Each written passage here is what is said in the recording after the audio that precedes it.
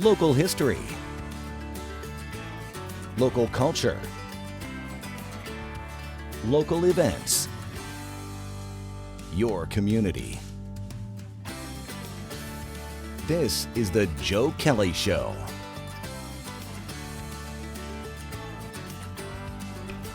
Hi there, everybody. Thanks for joining us. Our guest is State Senator Joe Griffo. He represents the 53rd Senatorial District. We're going to talk to the senator about a variety of things, including the recovery efforts up in Rome as a result of the tornado and much more. But first, we're going to say welcome. Good to see you again. Good to see you again, Joe. The big news of late has been the tornado in Rome, and now we're in a recovery phase. You've been up there, former mayor of Rome, former county legislator representing that area. What's your take on what's going on up there? Well, I got to tell you, I was really impressed with the teamwork and the communication, the coordination and cooperation between the county, the city, the state. When you have an event like this, and there was significant and substantial damage in Rome, and so many people's lives affected and impacted. I really applaud County Executive Pacenti, Mayor Lanigan, coming together to really focus on what needed to be done in the community. And I think when you look at everything, considering the magnitude of this and what potentially could have happened, the first miracle is that there was no loss of life in Rome or any injuries. Unfortunately, there was a loss of life in Canastota, an 82-year-old individual who passed away, because this tornado hit several areas. And I just think that the response was very well handled because immediately a command center was set up. Public Works, Public Safety, the utilities, everybody in the room, emergency services, Red Cross, Salvation Army, everybody was coming together, and it was well organized, and the command center worked very efficiently and effectively. I know the 911 chief of Rome, Chief James, Ed Stevens from former RPD captain was also involved now running the 911 emergency management for the county of Oneida. So I think when you look at what happened that evening, and I surveyed the damage with the county executive and the mayor that night, and then I had an opportunity to fly over it a couple days later, just to think first to make sure everybody was okay and that everybody was getting the proper resources that they would need. Like if you needed shelter, the shelter was set up. And then to remove debris, to open streets up, and to help many of the individuals. A lot of private residents had damage, and they're dealing with that on their own. But when you look at the city a week later, I think it's remarkable, what we see now on the cleanup. Now there's a long way to go. There are people still hurting that need, homes that were destroyed, some that will have to be replaced, others will have to be rebuilt, significant structures, changing the skyline of Rome, like the old St. Mary's Church and First Presbyterian Church. But there's a lot that still has to and will be done.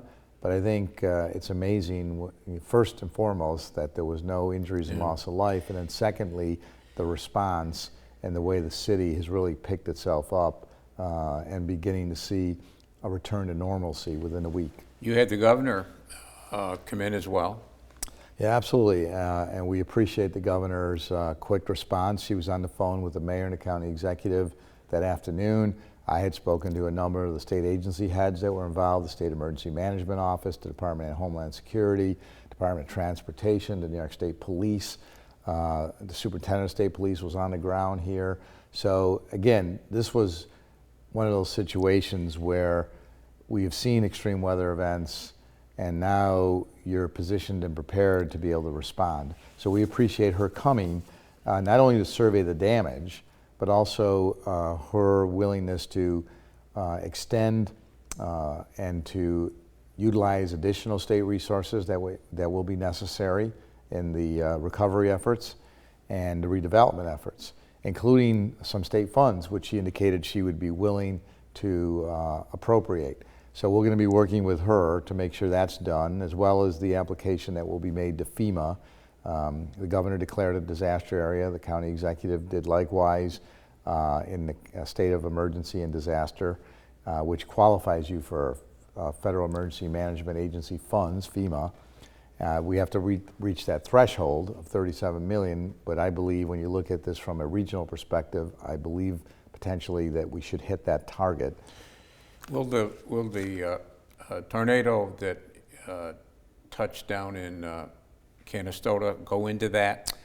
It's my understanding that they may look at this from a regional perspective from the state, and looking to the White House now to also designate this as with the disaster declaration that they concur in Washington. The president signs this, and then you go through the process for eligibility to receive funding. And I would think at this point in time, when you see the significance and the magnitude of the damage, that we would qualify for that funding. And in addition to that, any additional state funding will help. I know the county executive has appropriated some funds also. So there are a lot of people working collectively on this, and hopefully this will help as we recover and rebuild. Somebody said to me just the other day that the thing that she worries about is the attention now is on Rome and the area with these tornadoes, and everybody is here, and the focus is here. But then as time goes by, they move on to other things. Well, I mean, you're always going to have a lot of things that are going to require your attention relative to challenges and problems. But I think in this particular instance, when you have a tornado, and this was a significant tornado, it was designated by the National Weather Service as an E2, I believe. What is the designation on that right now? But it was really 2 or 3 miles short of being a 3. Mm-hmm. So in my opinion, this was a 3.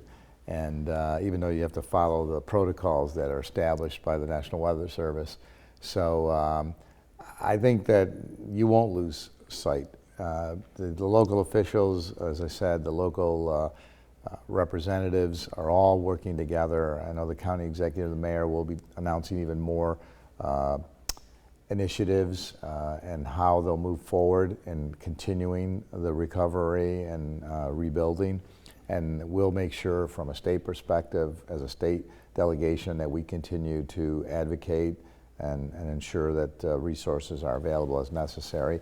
And the governor indicating a willingness to even commit financially is important. We've seen that in some of the flooding situations, unfortunately. We're seeing more severe weather events take place.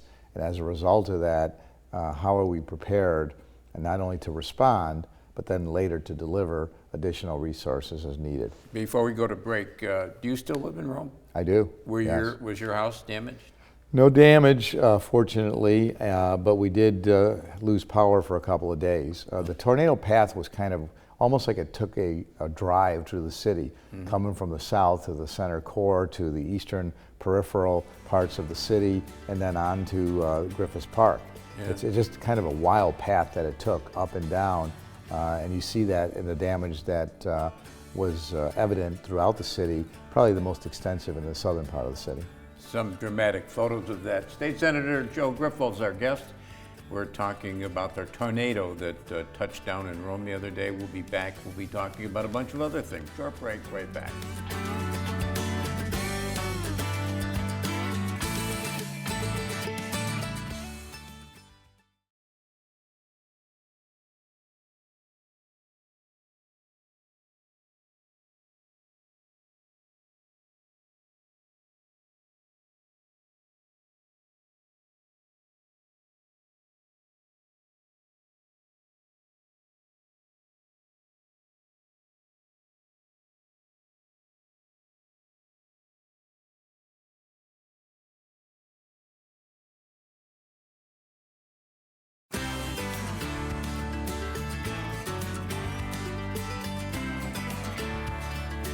And welcome back, everybody. Thanks for sticking with us. State Senator Joe Griffo is our guest. He represents the 53rd Senatorial District, and that means part of Oneida County, all of Lewis County, and part of Herkimer County? No, it actually changed. The old 47th was Oneida, Lewis, and some of St. Lawrence.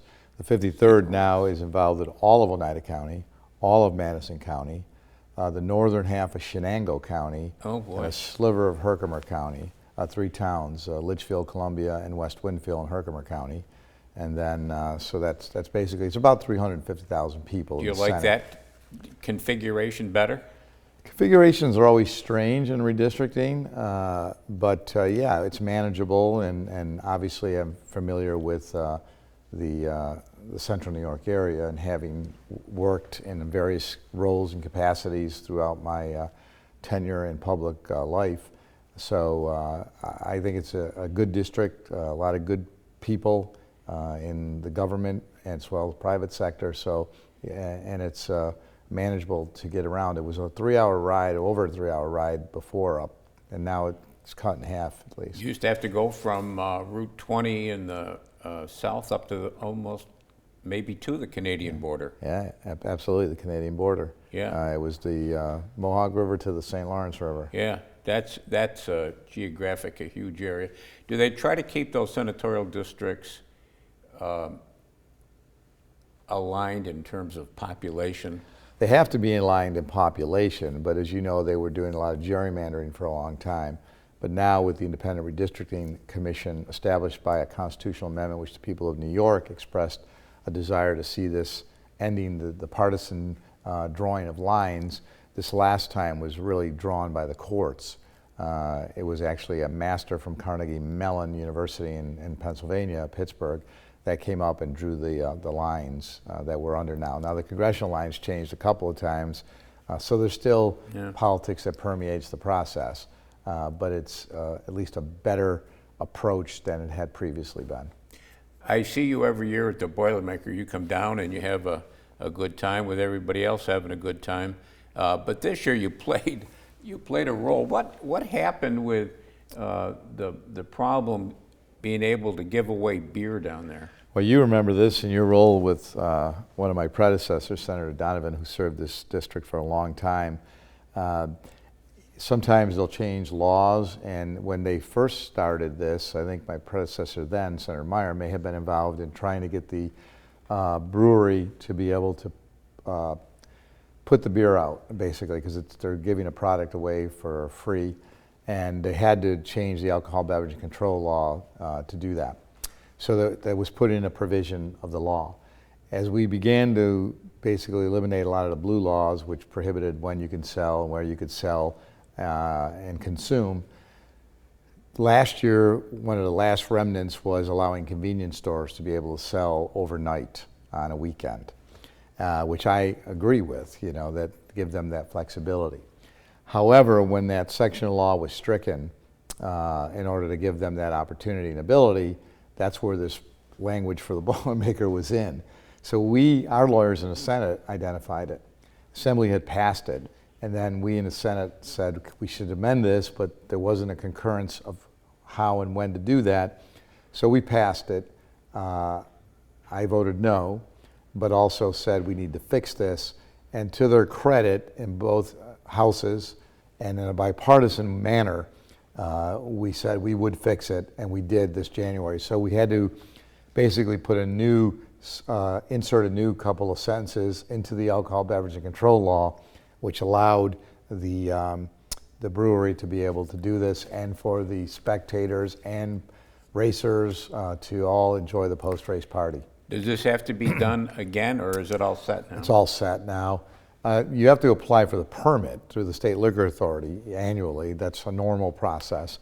But relative to the ability to undertake this initiative or venture, that will not be changed anymore, unless somebody changes all the ABC laws again. I know there was a lot of scared people there for a while. We want to make sure people not only have a great race, but they enjoy the post-race party. Yeah. On a lighter note, the flyover is kind of a tradition with the Boilermaker, and I remember the first year it was a flyover was the boys from Syracuse, and now, of course, now up there they fly drones, but not jets. But anyway, some years you get to fly over, some years you don't get to fly over. It's not an easy thing to get. You got involved with that. Yeah, we have been working with the Boilermaker. And first of all, let me say to Mark Donovan and his crew, phenomenal job as always. The Boilermaker Race Committee does an extraordinary job. Jim Stasnidis, everybody involved with that race, hats off. They've always and continue to do a quality job. The volunteers, we've got to thank all these volunteers. You know, they really give of themselves to make that special. Spectators. The spectators along the race, yeah, as you know. That's what makes it. They're there to inspire, to motivate, and all the runners. So it was a great event on a beautiful day. We've been involved, and you're right, there's really no flying jet asset in New York anymore. The boys from Syracuse had that. We have tankers. We have a number of other military assets, but we don't have the fighters anymore. So it makes it much more difficult. So what you have to do, and Alex Gerald from my office has been extremely involved in this, as well as the Boilermaker Committee, and we always try to find a way to help. And it's really, even though it's a federal involvement, there's also state assets involved here, like military and naval affairs, because some of these are guard units and things of that nature. So what happens in this particular case, every year you get approval from the FAA, then you have to get approval from the Department of Defense, whether it's the Army or the Air Force. And once that's done, you go shopping to determine who wants to fly over the Boilermaker. Now, you know, in the past, we were fortunate because we had Major Hanna, who was a local guy from the Oneida County area, and he flew a couple of times. He flew all the way from New Mexico, got the authorization, and he did the flyovers, and we appreciated that. Last couple of years, we've been trying hard.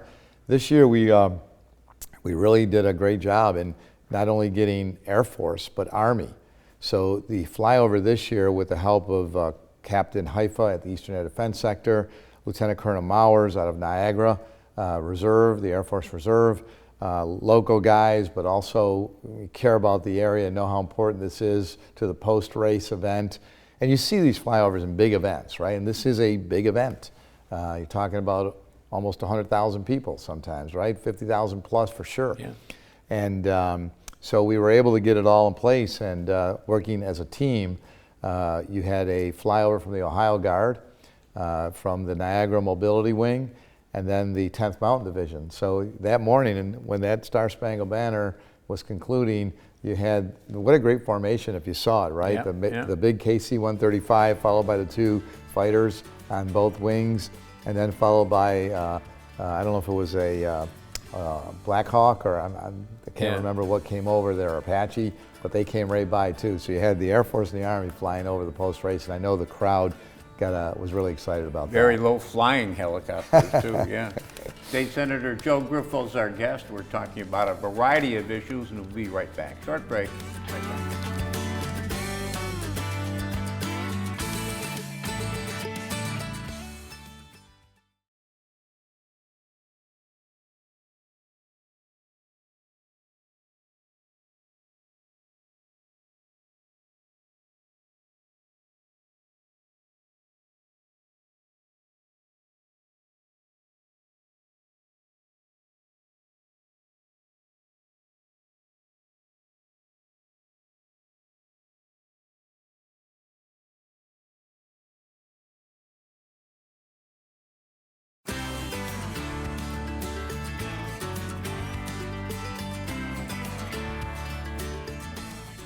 And welcome back, everybody. Thanks for sticking with us. State Senator Joseph Griffo is our guest, and if I recall correctly, and if I don't, you correct me, started as an aide to Carl Eilenberg at City Hall in Rome, county legislator, mayor of Rome, county executive, and now state senator. Very good. 25 years? Very good. About? You're good. Yeah, okay. Still got it, Joe Kelly, I'll tell you. Well, some days, maybe. I was reading those great columns that Joe was writing back then. Yeah, back in the day. You should have been a syndicated columnist nationally, because they were excellent. That's awful nice of you to say. And now I continue to write for the Sentinel, which you're very familiar with. Drones. Drones are in the news lately because of what happened with the attempted assassination on President Trump.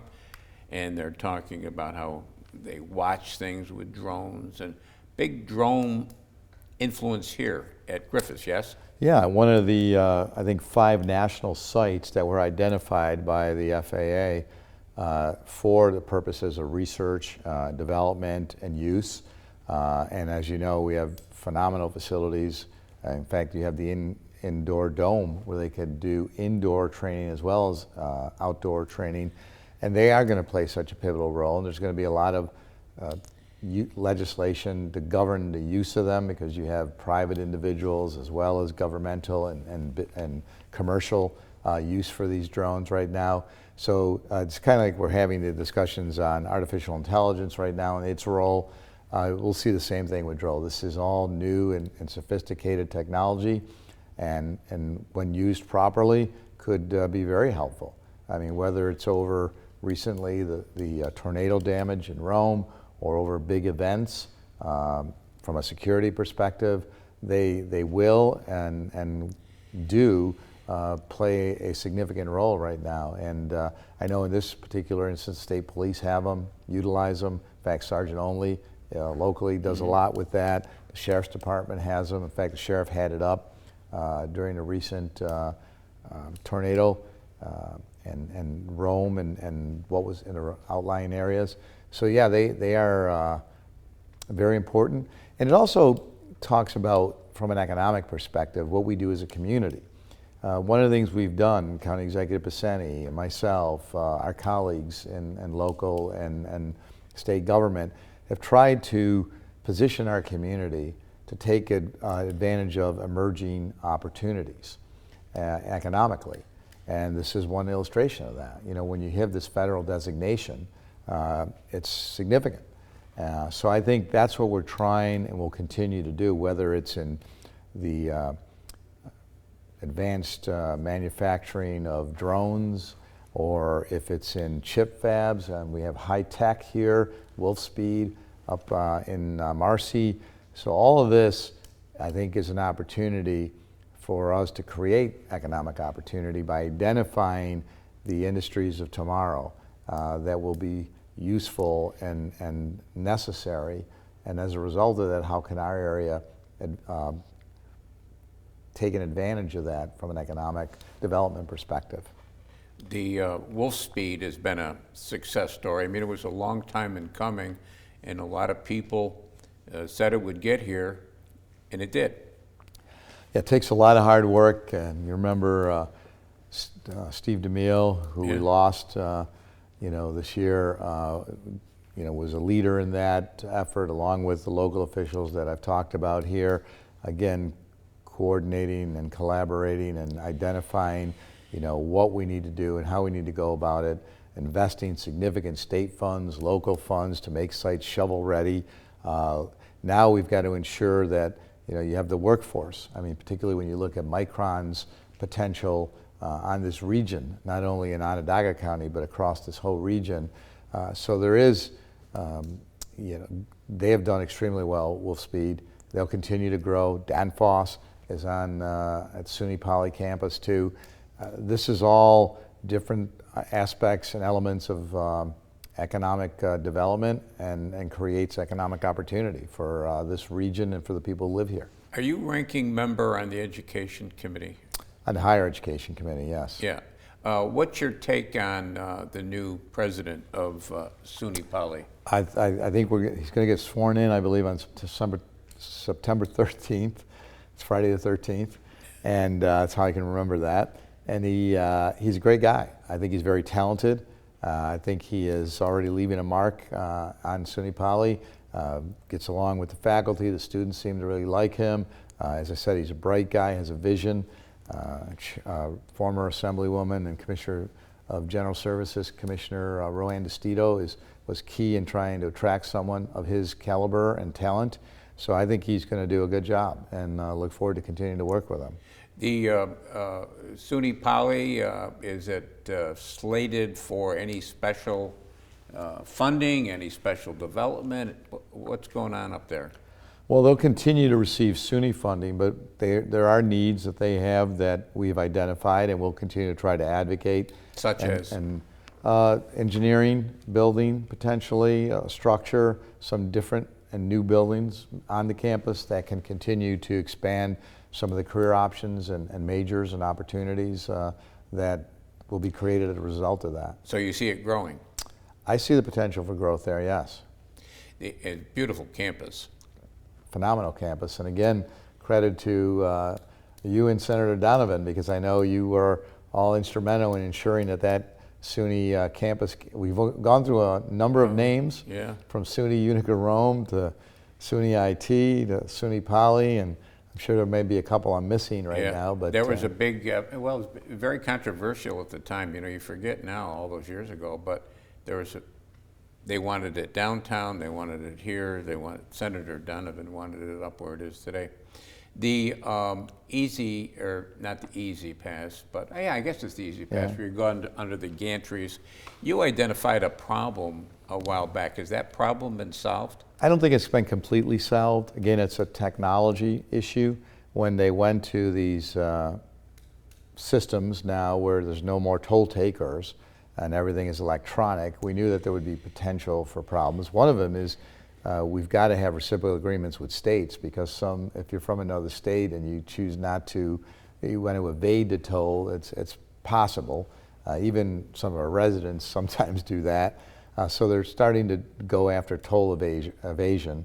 But relative to individuals, I knew that you'd have some quirks in this system, and we've identified them, and we continue to urge the Thruway Authority to address those and hopefully solve those. So it's better, but it's still not perfect, obviously. We've only got 2 seconds, but you urged people, if they checked their bill and found mistakes, to call you, right? Yeah, always check the bill, and we're available to help when we need to. Okay, always good seeing you. Great to be here. That's going to do it for us this week, but we'll be back next week. We'll do it all again. Don't forget cnyhomepage.com. There's a lot of good stuff there. Until next time, take care of yourself, everybody.